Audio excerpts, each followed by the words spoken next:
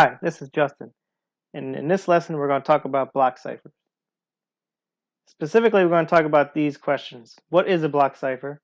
What are the modes of operation and which should you choose? And why should developers take the time to understand these things? When you talk about encrypting by blocks, what does that really mean? Well, here's a piece of plain text that we want to encrypt. This could be any length. What we're going to do in a block cipher is chop this up into blocks of equal size and blocks that equal the size of the key that we're going to use to encrypt. Think about for a second, how would you encrypt this?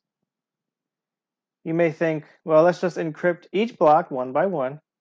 When they're all done, put them all back together. And there you go, you have your ciphertext. This is the first mode of operation called electronic codebook. However, we find some problems with this. We can illustrate these problems by taking a look at this picture. Here we have the Linux penguin. And if we encrypt this using ECB mode, if we encrypt the image, what do you think we get?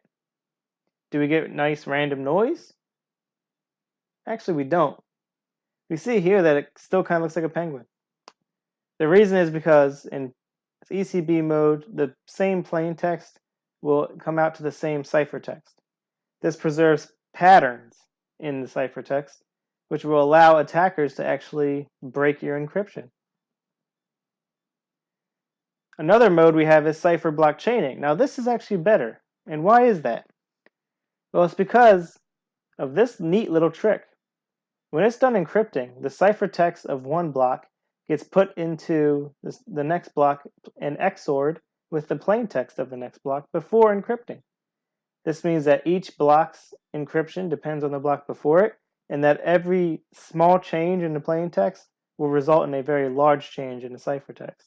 This is a property called diffusion. For that first block, we have a nice random initialization vector that we can put in here to XOR the first plain text with. From that point forward, it's the output from each block. Now, if we encrypt using CBC, what is the result? There you go. That's what you're looking for, that nice random noise. If your data ever gets stolen by somebody and it's encrypted, that is what you want them to see. You want them to see nothing. You want them to get nothing from, no information at all from that ciphertext. So why should developers care? Well, developers need to understand these things because there are some libraries and languages that don't abstract these topics away. Some do, for sure. Others do not.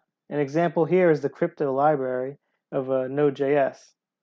If you're used to Node.js, you may have seen this before, but this may actually be a subtle thing that you may have not have noticed. If you read the docs, you find out that when you use the encryption, such as AES, which is a block cipher, that the IV that it uses is not, it doesn't create it in a very secure way. So what you end up having to do is what I've done here in this function. If we have a create IV function, we create a nice random IV. This IV can then be passed in to the create cipher IV function in the crypto library. And that's all you need to do. It's actually pretty simple, but it's something that some developers can actually forget about and put your data at risk, even if it is encrypted. So let's quickly review here. What is a block cipher? Well, that is a cipher that breaks plain text into uniform blocks and then encrypts each block. What are the two modes of operation? There were two of them, right? Do you remember? They were electronic codebook and cipher block chaining. Do you remember which one is better? Well, if you recall, ECB leaves patterns behind in the ciphertext, which is no good. You don't want that. We don't recommend ECB ever be used.